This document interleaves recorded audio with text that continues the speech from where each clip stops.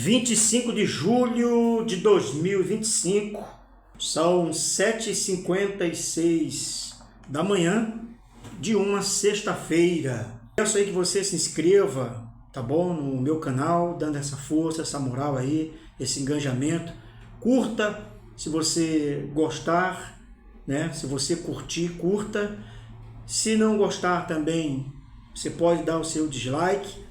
E comente algo aí a respeito, tá bom? Qualquer coisa, uma crítica, enfim, sua opinião. Pois certo do que vivemos já há muito tempo na sociedade, aonde os menores, os mais simples, os humildes, os pobres, os leigos, são castrados de seus pensamentos e suas opiniões por quem se acha melhor, por quem se vestiu de autoridade, de poder dado por ninguém, ou literalmente dado no sentido de que uma grande maioria foi aceitando a opinião de um só, e este um só foi se tornando o ditador de muitos. Ou seja, ao longo da história da humanidade, nós deixamos com que um só pensasse por nós. Nós fomos sempre atrás de um líder. Não, tem que ter alguém para falar por nós.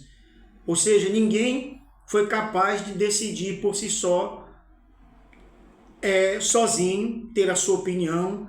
Então formaram um grupo onde escolheram alguém. E até hoje isto é assim.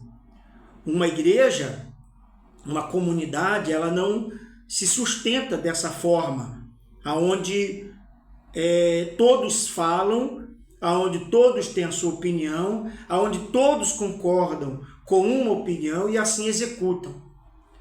Não vivem.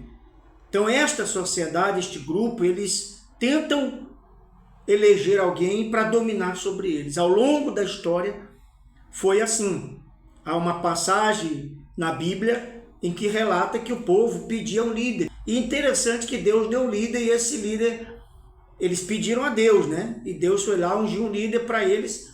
E depois esse líder veio massacrando todo mundo. E depois o povo começou a clamar que não queria mais. E morte ao rei.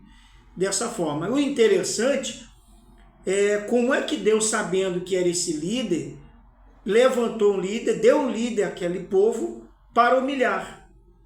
Ou seja, Deus se vingou porque o povo foi contra o próprio Deus. Então, essa é a democracia tirada da Bíblia, é a justiça tirada da Bíblia, aonde é o que vivemos hoje, né, nos nossos dias, através aí dos 11 ou 12, 13 ministros do STF, não é? Juntamente com o executivo, com o governo aí do Lula, do PT, aonde não elegemos os 12, elegemos os deputados, e esses deputados transferiram seu poder e autoridade para um só, o Alexandre de Moraes. Então, agora estão aí escravizando. Voltando ao raciocínio lógico, a sociedade, a humanidade, sempre escolheu um, embora nós não escolhemos Alexandre de Moraes, mas escolhemos os senadores que assim o elegeram, sabatinaram.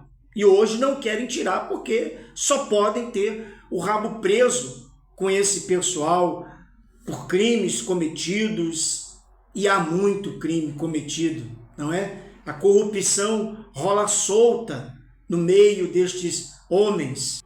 Nós somos castrados, isolados de ter a opinião, porque há um só que fala, há um só que comanda, há um só que dá as ordens, as diretrizes. Na igreja não é diferente, com Deus não é diferente.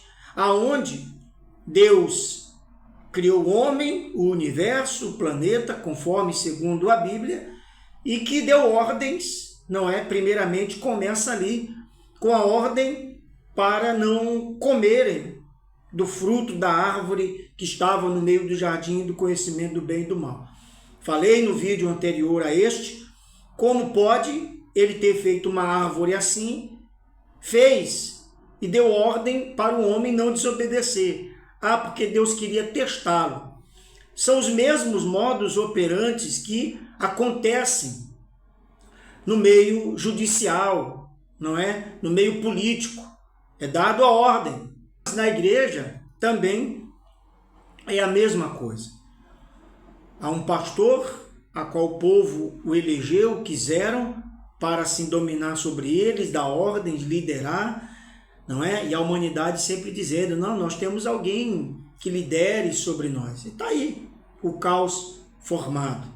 Eu não preciso que ninguém lidere sobre mim e me dê opiniões a respeito do que eu faço, exceto dentro de um trabalho.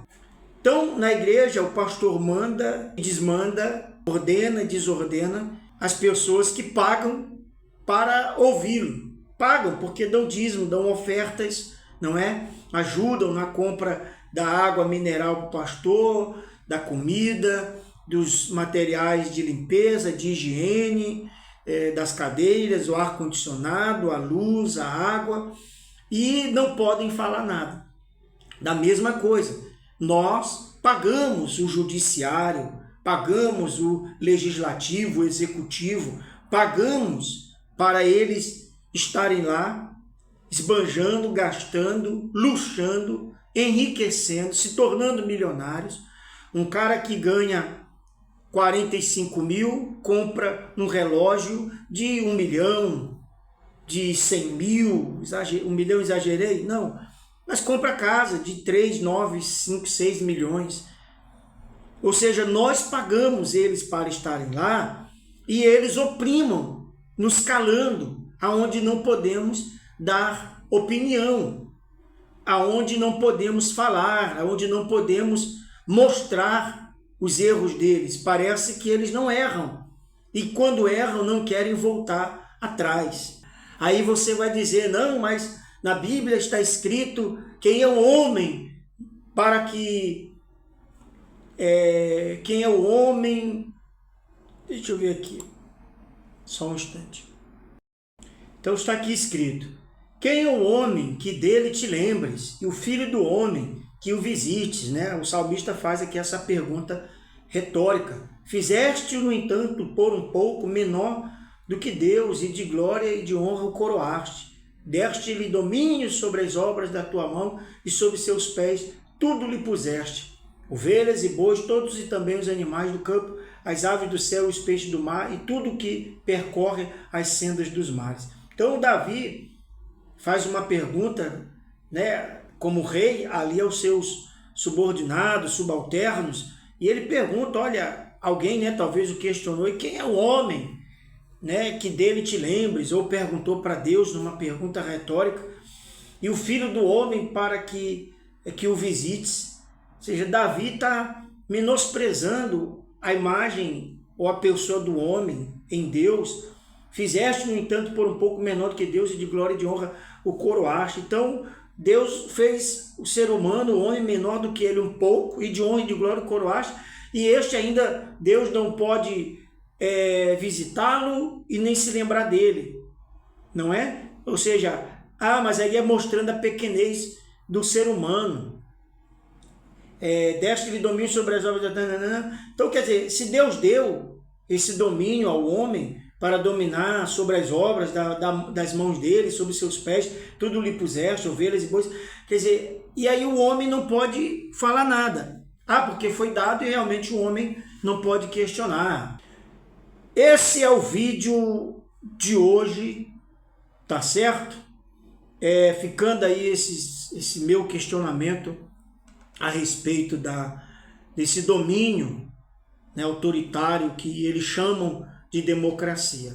Quando você vai contra a execução das ordens deles, que você vê que é errada, que não compete, que não dá para você seguir, eles chamam de desobediência, de antidemocrático, e ser antidemocrático é ir contra, ou falar, ou dar a sua opinião contra aquilo que você vê que é errado. Fica aí esse vídeo de hoje, se inscreva, curta e comente algo a respeito, e até o próximo.